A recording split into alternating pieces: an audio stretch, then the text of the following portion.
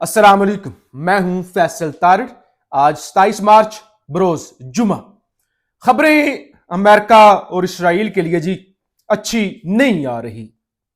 किस तरह से इसराइली फौज टूट चुकी है, कितने ईरानियन फौजी इस वक्त मैदान में आ चुके हैं और ट्रंप तीसरी दफा, मुसलसल तीसरी दफा किस तरह से मैदान छोड़ के भाग निकला है, भारत के अंदर क्या चल रहा है, इस हवाले से इस वीलॉग के अंदर हमने बात करनी है। यानी आज जुम्मे का दिन खबरों से भरा हुआ है। सबसे पहले जो है वो खबर जरा इंडिया के हवाले से भी आपके सामने रखनी है कि हमारे पड़ोसी मुल्क भारत में इस जंग को लेकर क्या सूरत हाल है और क्या इंतजाम किए जा रहे हैं। आपसे गुजारिश है इस YouTube चैनल को जरूर सब्सक्राइब करें, वीडियो को लाइक करें, शेयर करें और फीडबैक जरूर दिया करें। नंबर 1 तो भारत ने यह किया है कि इंडियन हुकूमत ने सार्फिन पर बोझ कम करने के लिए डीजल और पेट्रोल पर टैक्स कम कर दिया है। पाकिस्तान में क्या हुआ है, टैक्स बढ़ा दिया गया है। कहा जाता है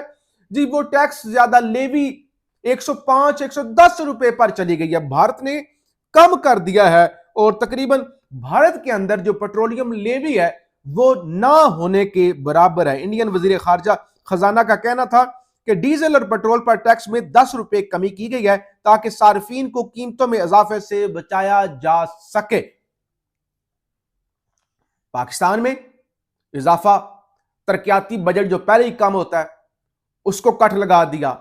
जो 400 अरब रुपया पड़ा हुआ है मुश्किल हालात में इस्तेमाल करने के लिए, वो पता नहीं कौन खा गया है, किधर गया है, उसको इस्तेमाल ही नहीं किया जा रहा। दूसरा, भारत से खबर ये आ रही है Covid like lockdown in India सून। यानी जैसे कोविड के अंदर पूरे के पूरे मुल्क बंद हो गए थे, इस तरह इंडिया इस चीज पर गौर कर रहा है कि पूरा भारत जो है वो बंद कर दिया जाए। यानी चीजें इस हद तक बताने का मकसद ये है कि खतरनाक हो चुका है। सिर्फ पाकिस्तान के अंदर ही नहीं, पूरे रीजन के अंदर यही सूरत हाल है कि पूरे का पूरा भारत, तो जाहिर है पाकिस्तान जैसे कोई 10 मुल्क हूं या 6-7 मुल्क हूं तो एक भारत बनता है, तो इतना बड़ा वो मुल्क बंद करने का सोच रहे हैं। और दूसरे नंबर पे इस मुश्किल वक्त में पैसे कमाने के बजाय, दिहाड़ियां लगाने के बजाय वो टैक्स कम कर रहे हैं। अच्छा, जरा पहले मैं जरा कुछ खबरें आपके सामने रख लूं, फिर मैं आपको बताता हूं कि किस तरह इस्राएली फौज टूट फूट का शिकार, ट्रंप किस तरह से भाग रहा है और ईरान क्या इंतजाम कर रहा है, क्या चीजें। सबसे पहले अमेरिकी सदर ने जनाब ईरान जंग की कवरेज पर मीडिया के खिलाफ गद्दारी के मुकदमा चलाने का मुतालबा कर दिया है। मामला क्या है? मामला ये अमेरिकन मीडिया रिपोर्ट करता है, हालांकि अमेरिका के अंदर ज्यादा आप झूठ नहीं बोल सकते वरना अदालतों के अंदर आपको घसीटा जाता है। भाई वो रिपोर्ट करते हैं कि हम जंग हार रहे हैं, वो रिपोर्ट करते हैं कि हमें मार पड़ रही है, वो रिपोर्ट करते हैं कि भाई बैंड बज रही है, वो बताते हैं कि हमारी भाई बैंड बज रही है, ट्रंप हार गया है जंग। अब ट्रंप कहते हैं भाई हमें हमारा मीडिया जो है ना वो उसके खिलाफ गद्दारी की, जैसे पाकिस्तान में होता है जी गद्दारी के मुकदमात, 780 के मुकदमात। अब ट्रंप भी उसी सोच पर ट्रंप का कहना है कि ईरान जंग से मुतल्लिक फेक न्यूज फैलाने पर मीडिया अदारों को गद्दारी के इल्जामात का सामना करना चाहिए, जबकि उनके फेडरल कम्युनिकेशन कमीशन के सरबराह ने ब्रॉडकास्टर को खबरदार किया है कि वो अमरीकी इंतजामिया की लाइन पर चले, बसूरते दीगर उनके लाइसेंस मनसूख किए जाएंगे। जैसे पाकिस्तान के अंदर पैमरा है ना, वो कह रहे हैं भाई आप, जैसे इधर कहते हैं ना मेरी जिंद मेरी जान, तो उधर भी मेरी जिंद मेरी जान डोनाल्ड ट्रंप कहे ना। जैसे इधर इधर पसंद की खबरें चलाई जाती हैं ना और प्रोपेगेंडा सेल चलाई जाती हैं, तो अमेरिकी मीडिया को भी आप मजबूर किया जा रहा है, उनको धमकियां दी जा रही है कि आप भी जरा जिंद मेरी जान वाली खबरें चलाएं और ट्रंप को कहें कि ट्रंप के बारे में बताएं कि ट्रंप जो है वो जंग जीत रहा है। एक तो ये, अब खबर सुनिए, आज की सबसे बड़ी खबर सुनिएगा। मैं जरा पढ़ के आपको सुना दूं, क्योंकि ये पढ़ के मैं इसलिए सुनाता हूं ताकि लोगों को ये ना लगे कि कोई पता नहीं कहां से खबरें आ गई, असली हैं नकली हैं, क्योंकि आजकल ये बहुत ज्यादा आपको पता है सोशल मीडिया पे झूठ भी चलता है। Israeli chief of staff warns military will collapse in on itself due to soldier shortage. इस्राएली चीफ की जानब से कहा गया है हमारी फौज टूटने जा रही है, खुद ब खुद टूट रही है। जो हमारे फौजी हैं वो कम हैं, जो हैं वो मारे जा रहे हैं, जो बाकी हैं वो भाग रहे हैं खौफ की वजह से। The chief of staff of the Israeli military has warned that it will collapse in on itself due to growing demand and a shortfall of manpower as it fights multiple fronts.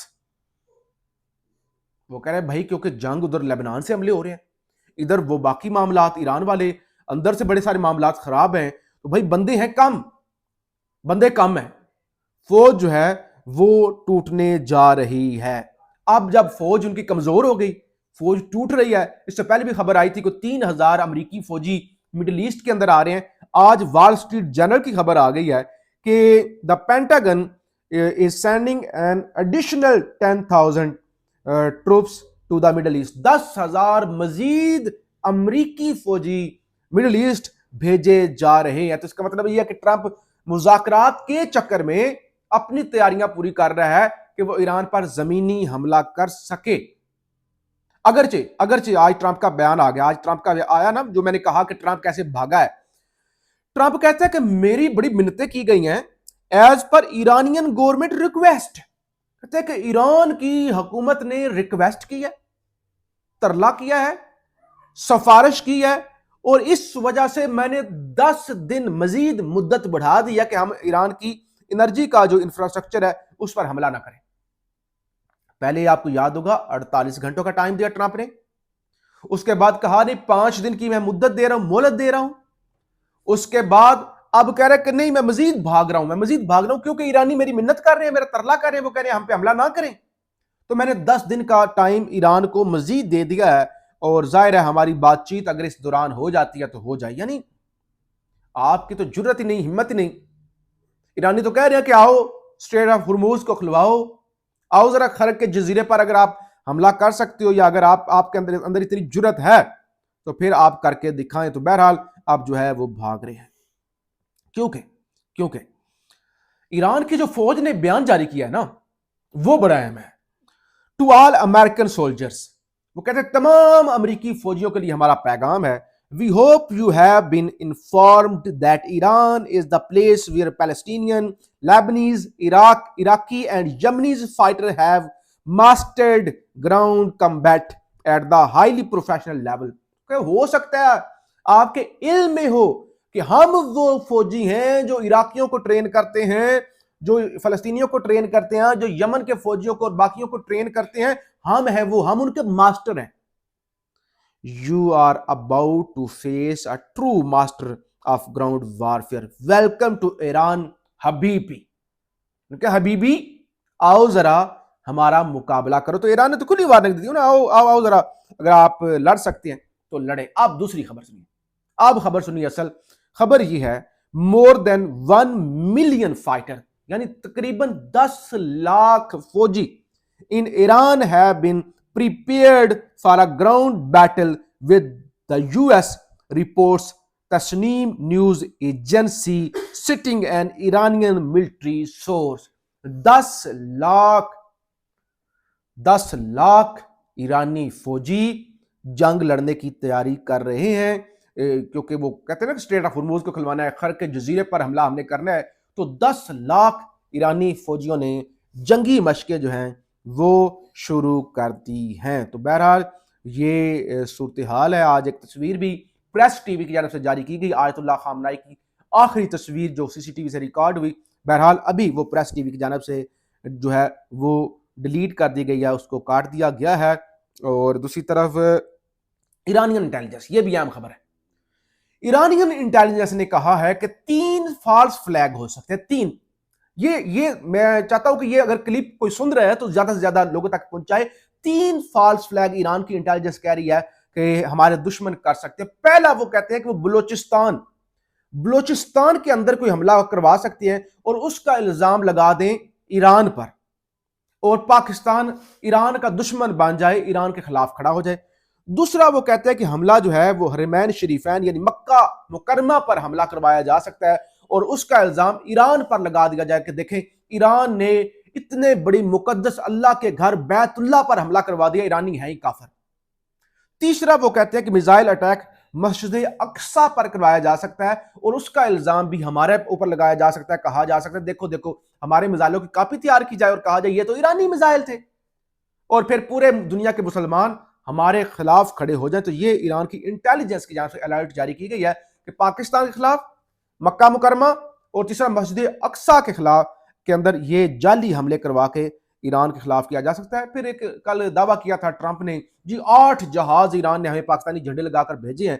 तो clash report के मुताबिक अभी तक कोई भी ऐसा data सामने नहीं आया जिसकी बिना पर यह कहा जा सके कि कोई इस तरह की जहाज़ों की मूवमेंट हुई है। बहरहाल ये सूरत हाल है। Iranian foreign minister Abbas Araghchi claim that since the start of war US troop have left military bases in. अच्छा, अब्बास अराक्ची कह रहे हैं कि अब अमेरिका वारदात क्या डाल रहा है।